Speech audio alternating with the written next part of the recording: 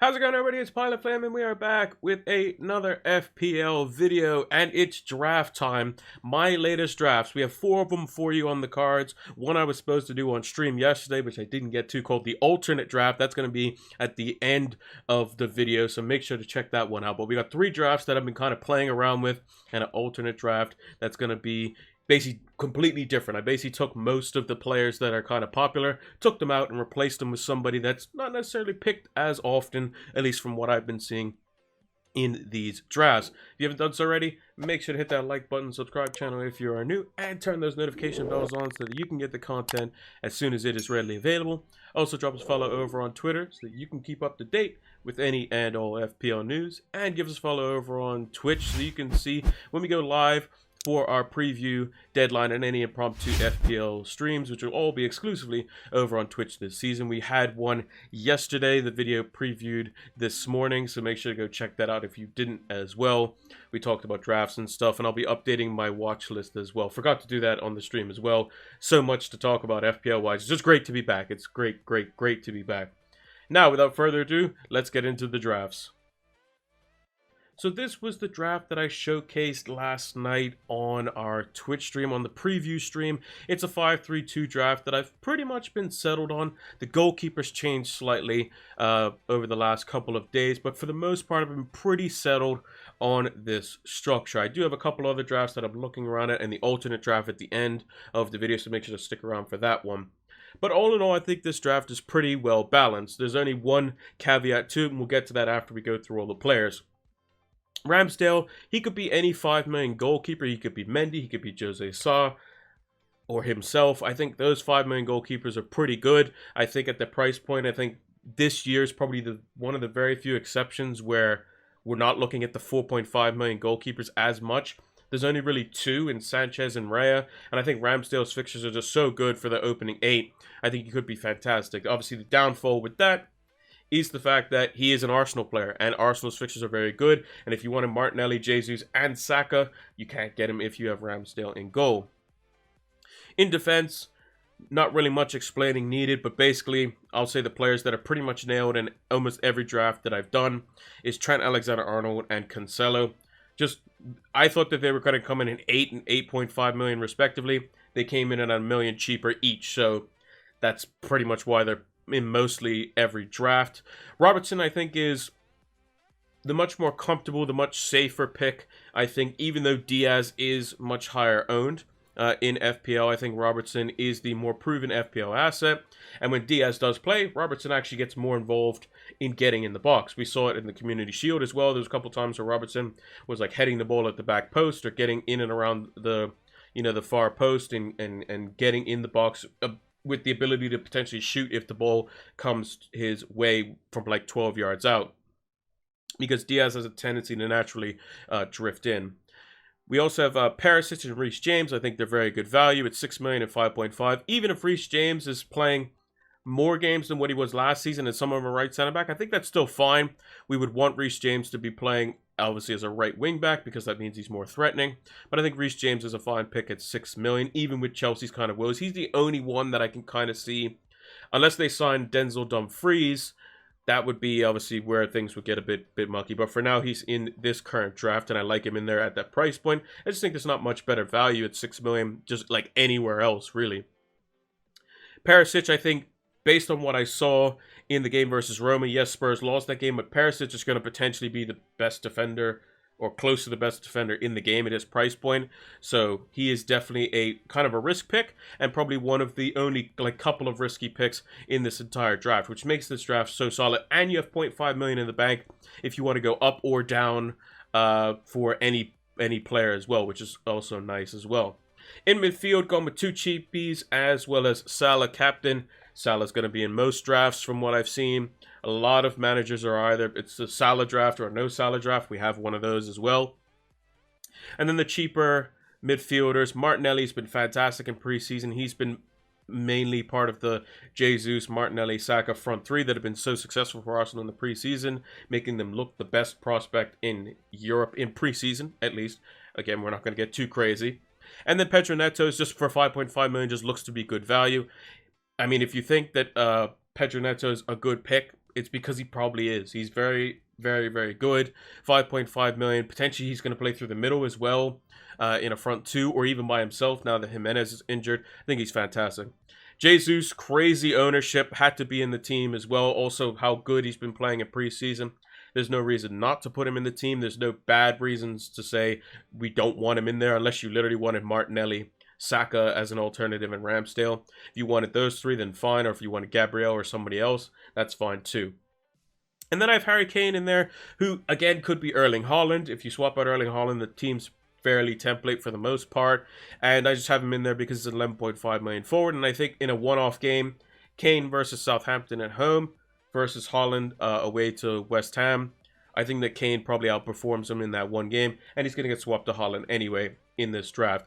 We'll talk about Ward for a second here. So he could potentially be the starting goalkeeper for Leicester if Schmeichel is looking like he's going to go to Nice.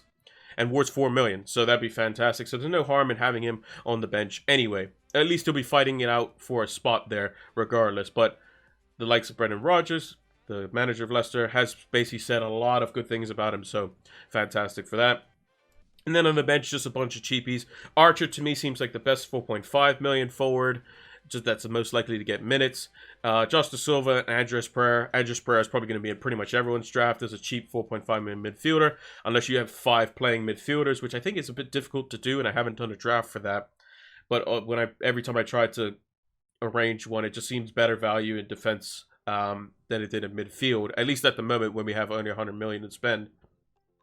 And then Josh Da Silva, assuming that he is going to be taking up the Eriksen role, he looks to be the best 4.5 million midfielder based on where he could be playing on the pitch. So again, a bit of a risk there, but you're most likely not going to be looking to these guys, at least going 3 subs deep anyway, because of the fact that there's 5 subs in the Premier League now. So even if the likes of Jesus or Martinelli or Robertson or Perisic or James gets benched, the likelihood is they'll probably come on with 5 subs in the game as well. So that's it for the 5-3-2 draft. Let's look at the slightly more flexible in terms of price points, because the midfield's a bit light there. It's either the premium or the 2 budget ones. The 4-4-2 is a bit more flexible because it has that very valuable 8 million midfield slot. So here is the much more flexible 4-4-2 draft. Again, changing some slight positions here. And the only real change is basically we have a 4 million starting, potentially wingback, in Nico Williams for the likes of Nottingham Forest. Now, Forest's fixtures off the start aren't great, but he's mostly going to be a bench option, and allows you to basically have a more assured starter, as it were, on the bench. So like Josh Da Silva is an example that we mentioned in the previous draft. Not necessarily guaranteed, although the Brentford fans really like him, to be playing week in, week out. And also there's rumors that Damsgaard could be going there, and that could change his position or remove him from the team. And Nico Williams is going to basically replace Jed Spence, who was fantastic for Forest on loan last season from Middlesbrough, who is now gone to Spurs. So Nico Williams has come in for them, and will probably be playing that right wing back or left wing back. I think he could potentially play both sides, if I remember correctly, in those slots for Steve Cooper's Nottingham Forest. If we look at the team itself, Jose Sa, again, we mentioned him, another 5 million goalkeeper. I think his fixtures off the start are very good as well. If you're looking for just maybe you're looking to wild card early, his first 2 fixtures are better than pretty much everyone else's. Leeds away, Fulham at home are fantastic. Reece James could be, again, any other 6 million defender. If you want to Chilwell as an example, who looked like he's not got the minutes we wanted to. So again, Reece James is probably safer. Trent Alexander-Arnold, Cancelo, again, back in the team. Perisic, I really like. Again, you could downgrade him if you wanted the extra 0.5 million for another 5 million defender. And then we've got that all-important 8 million midfield slot. So same 3 midfielders. I think Neto and Martinelli are just so good at their value. And then Luis Diaz at 8 million is the 3rd Liverpool player. But he also allows for us, if we want to change and hop on potential bandwagons for these bunch of 8 million midfielders, we can do that. So we have our 3rd Arsenal slot available. We only have Martinelli and Jesus in this draft. So if it looks like Diaz isn't good and it's only the 2 Liverpool that are looking necessary, then we can go to the likes of Saka, where Arsenal have a ridiculous run of fixtures from 3 to 8, to Game Week 3 and Game Week 8. we can swap off him. If Kulusevski looks like he's on fire, we can swap to him. If Madison's looking good, we can swap to him. And we can make it even more comfortable if we downgraded either like Jose Sa as an example, or if we weren't too keen on Perisic and we wanted a 5 million defender, we could downgrade him to get the extra 0.5 million so that we can even go up to likes of Jared Bowen after game week 1. We can do all these sorts of things. And then we also have Erling Haaland. I mean, what's not to like about Erling Haaland? I mean, he did miss his blatant chance in the Community Shield, but my thing is that those minutes that he got in the Community Shield were so valuable. It's the first time he's played 90 minutes for City as well. The only other minutes he got before that was I think it was 45 minutes against Bayern Munich in their preseason friendly. He's looking really good in terms of his XG, 1.51 XG in that game. Yes, he didn't score, but that's against the best team in the league. If he's getting that versus the best team in the league, who knows what he's going to do against teams like Bournemouth and Fulham and Nottingham Forest. Sorry, but those are the bookies probably likeliest to go back down, and that's usually the case at the start of the season. Haaland could be absolutely ridiculous to start the season off. And if you're going to start with Haaland and you want to keep him in Game Week 2, I don't blame you.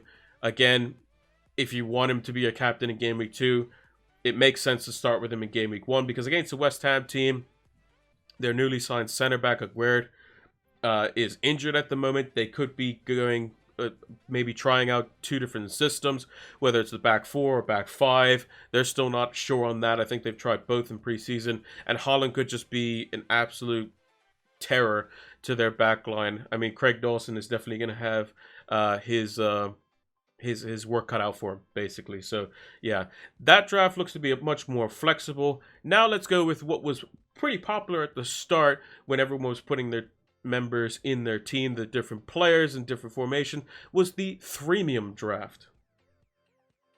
Now, this Freemium draft does sacrifice not all that much, in all honesty. It does sacrifice the likes of, Cancelo. You can't have Cancelo in your team, and you can't have the likes of Reece James as well, unless you were to upgrade Perisic. So basically, you have to sacrifice 2 out of the 4 really popular wingbacks in there, or at least Cancelo plays basically like a midfielder, so you can't even call them defenders. They're midfielders that get clean sheets, really. We've also changed out the goalkeeper as well, so that's David Raya. That could also be Sanchez as well. I really like David Raya. I think he's fantastic. I think he could be one of the highest scoring goalkeepers, assuming he stays fit and stays in the team. They did sign another goalkeeper who could be competition for him, but I think that's maybe just kind of a prelude and like a precursor to the fact that David Raya could be going to one of the bigger teams next season, because he is so good. He's very good with the ball at his feet, so if Brentford ever do keep a clean sheet, he's most likely going to be in the bonus. So fantastic budget option there. In defense, we've showcased 2 of the 5 million defenders that I really like. Aston Villa's first 2 fixtures are very good. Digne looks to be potentially very good. He's on a lot of set pieces, looking good in terms of where we want him to be. I know he's been a bit of an FPL troll in past seasons, and he gets injured when you first bring him in, or double game weeks, or doesn't really deliver, or doesn't keep clean sheets. But I think Digne, in terms of his actual quality when he's fit and available, is actually quite good, and Villa have 2 very good fixtures off the start. Again, Trent Alexander-Arnold's in there. Perisic, you could downgrade to another 5 million defender if you really wanted to. That's an option. Kieran Trippier, someone who is in actually a decent bit of teams, over 10% if I remember correctly. And he has a couple good fixtures off the start too. Potential for clean sheet, Forest at home, as well as Brighton away. Those could be 2 very good fixtures for him as well. We also have Martinelli and Neto again in midfield. Diaz again could be any 8 million midfielder if you wanted to go for somebody a bit different. Salah with the armband, but it does give you the option with the Freemium to go with either one of the 3 arguably best captaincy choices in the game, in Haaland, Kane, and Salah. With these 2 forwards, however, the only thing is that you're not going to get as much value out of them because of their price point, because typically the premium players, unless they're scoring braces every week, which is not going to happen, because that means they'll end up scoring, 72... How many games are in the season? 38, so 76 goals if they score a brace every week, which it's not going to happen. They'll be lucky if they score 1 goal a game week, because that would be a ridiculous haul for the entire season. If he scored 38 goals over 38 games. Mind you, Haaland, Kane, and Salah are definitely capable of doing something crazy like that. But I think it allows for more captaincy options, doesn't allow as much value. The team isn't as flexible. You're relying on much, kind of cheaper defenders in 5 million or lower category. You have to have a budget goalkeeper for the most part if you want to have that 8 million midfield slot. And you don't have the reliability of the teams that are like really, really good. If you look at the two drafts previously, the only player in the starting 11 that wasn't from one of the greedy sixes, I like to call them, but the traditional six, Spurs, Arsenal, Liverpool, Man City, Chelsea, and United, it was just Neto in all of those teams. Whereas this one, you have to, you got Trippier from Newcastle, Raya from the likes of Brentford, you have Digne from Aston Villa. You potentially don't have as much consistency as you would from the other six teams, which are typically a bit more consistent. United less so in recent seasons, but for the most part, like Spurs is going to be probably really good this season under Antonio Conte. He's got a full preseason out of him. You got Liverpool, who looked extremely sharp in the Community Shield. Chelsea is a bit up in the air, I will admit. Man City, I mean, they're odds on and favorites to win the Premier League this season and potentially the Champions League. And they've just signed arguably the best striker in the world. So again, it's much more consistent, at least much safer to go with something like that. The 3-man draft, I will say that its one benefit is that you get to pick your captaincy choice from a wider range of teams, which in turn could burn you potentially. So captaining Kane because he has a home fixture could burn you because Salah does really well and Kane blanks. That's a possibility. Me personally, I'm not going to go with the 3-man draft, but it does look better than it has done in previous seasons. You can also, even if you really wanted to, swap Diaz and Kane as an example. Diaz would become Jesus. Kane could become Son. And then you could drop down Trippier to or Perisic to another 5 million defender. Let's say, I don't know, the likes of Gabriel, or even a 4.5 million defender like Dalot, who's been looking decent for United this preseason. So that's going to do it for those 3 drafts. But I do have one last draft. It's the alternate draft that I was talking about, where basically I've replaced a bunch of the different players with players from similar teams, and it looks pretty good. So let's see what that looks like. Now, this is the alternate draft. There will be some players in the team that are ever present, much like the bench players. You'll see the likes of Archer, Nico Williams, and Andreas Pereira, and Ward, who are going to be on the bench for pretty much most teams just because they're good. But that's not really what we're worried about. We're worried about the first 11 who are most likely going to play in Game Week 1. There are some players that are going to be consistent. Martinelli, just because I think he's fantastic value. You can swap him out for like Jesse Lingard, who has, Newcastle away isn't the worst fixture in the world on opening day. Pedro Neto, who's just fantastic value at 5.5 million. Again, you could change him out for the likes of Vissa from Brentford. Could be a good option, or even downgrade him even further and go to the likes of Leon Bailey, who seems to be picking up a lot of popularity. Also, Keenan Dewsbury-Hall is another one from Leicester that could be great value at 5 million, especially if Maddison were to leave and go to Newcastle. He would then probably be elevated to the number 10 role at Leicester, and that could be fantastic as well because he's very adept at playing there as well. And then we also have Trent Alexander-Arnold in the team because he's just Trent Alexander-Arnold. He's the best value pick in the entire game. Starting from the back, though, we have Hugo Lloris, someone who hasn't been talked about. He's 5.5 million, same price as Alisson and Ederson. But if I know anything about Antonio Conte's team, he likes to keep clean sheets. And they do like to score a good bit of goals, but he does like the defensive solidity as well and likes to hit teams on the break. That's when they're playing at their best. Son and Kane flying forward after they've just won the ball back. And I think Lloris could be an underrated pick here. A lot of managers are looking to the likes of Ramsdale. Mendy is popular as well, who I also potentially could have put in the alternate draft until I realized how highly owned he actually was. Lloris could be great. He does tend to make a good bit of saves. Spurs are going to keep a few clean sheets this season as they've had, good defensive reinforcement over the summer with Longley coming in on loan. They have Basuma now in defensive midfield, so they should keep more clean sheets this season. Down at the back, we have Reece James in there. Again, he could be any defender you want. You could drop him down to somebody else. That he could be Chilwell as an example, if you think that Chilwell could be interesting. Cucurella looks like he might be signing for Chelsea as well after the whole saga with Man City this summer. So he could be somebody different there as well. Gabriel is someone I wanted to point out as well. We mentioned him previously in the earlier drafts. He is someone who is very good on set pieces, and he's going up against two teams off the start in Leicester and in Crystal Palace who concede a lot of goals from set pieces. Leicester in particular, and he could be the one to nod one home. And with this change of Arsenal players, instead of having Ramsdale, Martinelli, and Jesus, you can go Saka, Martinelli, and Gabriel. Again, there's a lot of good picks from Arsenal, and you could change them around, and you can see how we've taken that and rearranged it. Because I think Saka's arguably the best 8 million midfielder, apart from maybe Luis Diaz. I think they're all really, really good. They all have their slight faults here and there, which could be that if you want that 8 million midfield slot, you have to go for Robertson pretty much as an example. Or do you? If you don't have Salah, you can go for an alternative premium. This could also be De Bruyne in midfield because Son is the same price. But I've gone with Son and Kane because I've seen almost no drafts that have gone with Son and Kane who were fantastic last season. And that's mainly due to the fact that Liverpool's assets this season, in defense and in attack, are just so nicely priced.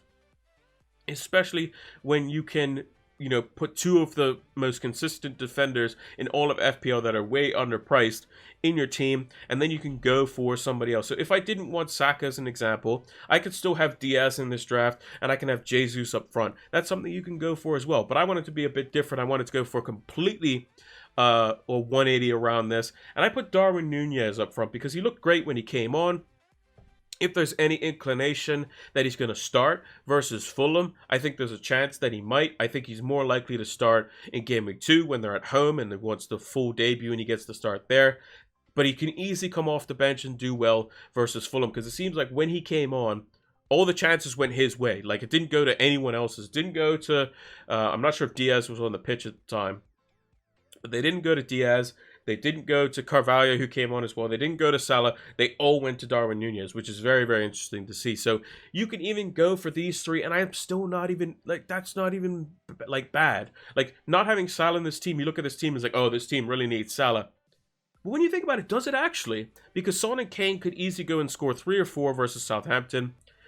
You know, Liverpool could win 3-0 versus the likes of Fulham. Salah might get a goal or an assist, but Son and Kane could get 2 goals and an assist each. Darwin Nunez could also take up all the chances. We don't know. This is a draft that I think, on paper, you look at it and you think, that's not a bad draft. It's very, very good, actually. And on a given day, could, you know, Fulham frustrate a little bit on the opening day at their home, you know, home stadium? Yes, they don't have the signings that they want, but let's say it's just more of a comfortable win for Liverpool, a 2-0. Maybe Darwin Nunez starts or he comes off the bench, gets 1, and like the other one is scored by like Firmino, assisted by Diaz. I've seen crazier things happen, but when I see Ding 1-0 to Spurs, Kane or Son's almost certainly involved in that. If you have both of them, it potentially allows for a higher upside. If Salah does go crazy though, and then your Spurs boys don't, then it could be a bit of a downer. But I think it's worth mentioning to see this alternate draft because you look at it and you think, it's really, this draft is really good. And again, it follows under the same system. There's only one player that's outside the traditional 6 big teams as well. And the bench is the same as all of those other teams. And one last thing as well, if you're looking to see, you know, which Man City asset you want in Game Week 2, you have both Son and Kane in place to where you can swap and change if you want to go Haaland or if you want to go De Bruyne. That's the crucial thing about this draft as well that makes it so good, which I think is very, very crucial. But if you wanted to go safer with this draft as an example, I would say take out Saka, put in Luis Diaz, take out Darwin Nunez, and put in Gabriel Jesus. And you have the extra $1 million to spend, so if you wanted to then upgrade Reece James to the likes of, let's say, Cancelo, that could be a much safer draft. I've seen that draft personally. Instead of Gabriel, I think I had Trippier in it as well because I do like him for the first 2 fixtures, but it could be very, very good and very, very different, and it could get you off on the right start. So just one to consider because I think it's super flexible, this draft, although it doesn't look it because you're like, oh, that doesn't have Salah in it. So, but it's one to consider as well. But let me just think down in the comments below, which draft did you like the best? Put your drafts down in the comments as well, and I'll make sure to check them out as well. Welcome to the Fantasy Football Scout members area, the one place that you need to be tuned into for the upcoming FPL season. It has a wide variety of resources and tools that will help improve your FPL game today. It has a bunch of different members-only articles written by some of the best FPL managers across the globe, heat maps for all the players and positions, as well as player comparison tools, which will help you see side by side who is going to be more effective for your FPL team, fully customizable stats tables powered by Opta stats, and much, much more. Use the link down in the description below so that you can get access to the Fantasy Football Scout members area today. It'll help improve your FPL game. This video has been sponsored by Manscaped, the best in male below the waist grooming. Make sure to check out manscaped.com so you can see the latest and greatest updates to their lawnmower, as well as their performance package, and much, much more for all their gadgets and gizmos to help keep your family jewels looking as shiny as ever. Make sure to use the code FLAME20 so that you can get 20% off your next Manscaped order, as well as free worldwide shipping. Go check out manscaped.com today. And that's going to do it for my latest drafts video. If you haven't done so already, make sure to hit that like button, subscribe channel if you are new, and turn those notification bells on so that you can get the content as soon as it is readily available. Drop us a follow over on Twitter so that you can keep up to date with any and all FPL news, and give us a follow over on Twitch so you can join us live for our exclusive streams over on Twitch, so that you can see all our preview deadline and any other impromptu FPL streams. We had the preview stream yesterday, was fantastic. Great to be back doing live streams as well. The VOD should be up on YouTube already at the time of watching this video, so make sure you go check that out as well. And if you want to join us for the deadline stream, there's a comment that's pinned down below. Make sure to check that out. That's going to be the time when we go live for the deadline stream on Friday. We will be involved in that as well. And shout out to Fantasy Football Scout as well. They're partnering us for this year as well. So make sure to check the link down in the description below so you can still get, I think the discount's still available for the Fantasy Football Scout membership. It's going to help elevate your FPL game. And lastly, make sure to leave a comment down below. Which draft did you like the best? What are you currently on? I'll make sure to check out all the comments and basically rate or give a thumbs up, thumbs down, what I recommend. Again, I'm one person, so just be my opinion, but it's always good to get multiple opinions so you can make a better informed decision. Thank you all for watching, and until the next one, take care.